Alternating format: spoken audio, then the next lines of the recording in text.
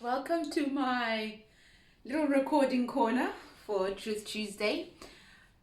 And we're still sticking with the subject of failure, the beauty of failure and the power of failure. It's just elderflower juice, don't worry. With some, I made these ice cubes with, I put strawberry and lemon water in ice cubes, so it becomes like, a bit tasty. Anyway, failure. The biggest thing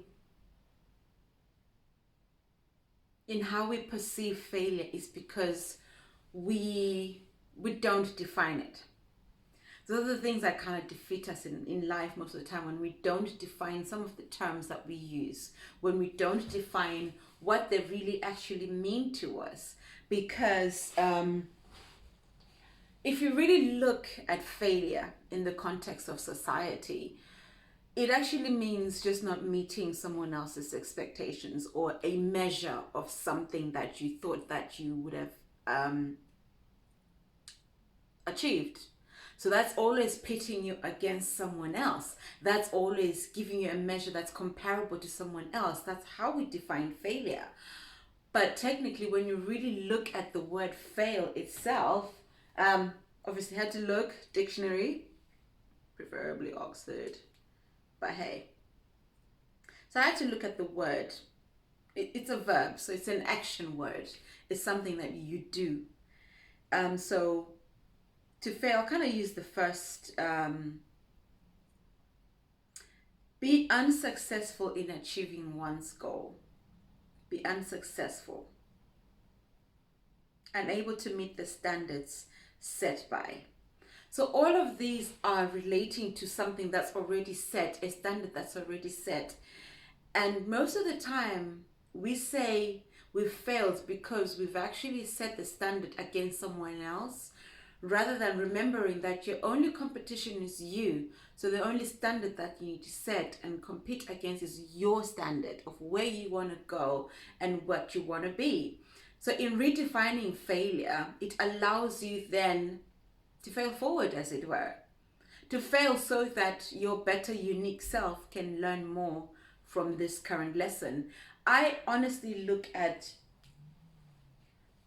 words in depth sometimes, and so in defining the words, they give them new meaning to me. They give them new meaning in that when I say I've failed at something, it's because I had an expectation of how it was meant to turn out and it didn't turn out that way. And then that just teaches me not to have that expectation next time and allow the process to just happen naturally.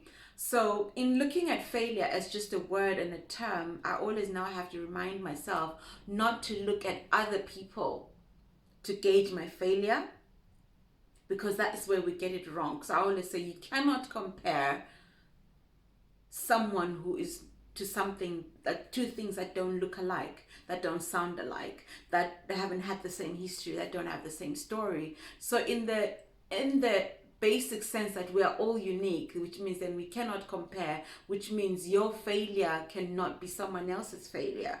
It's like I can't take on something just because I think in my eyes, if someone else was doing it, they would have done it better. That's already comparing yourself to someone else. So I personally look at failure as literally just a way of not doing something.